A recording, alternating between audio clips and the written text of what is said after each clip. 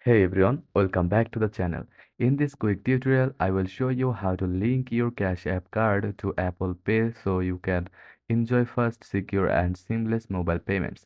First of all, open your Cash App and head over to the Card tab. If you don't have a Cash App card yet, you can design and order a free one right here. On the card screen, look for the Add Card to Apple Pay option.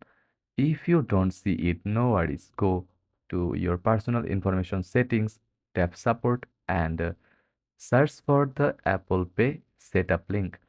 Next, allow Cash App to contact the card issuer and agree to the terms. This step securely verifies your card before adding it to Apple Pay. You can now choose to make your Cash App card your default payment method or skip this step if you'd like to keep another card as default. And that's it. Your Cash App card will now appear in your Apple Wallet. Ready to use anywhere. Apple Pay is accepted both in stores and online.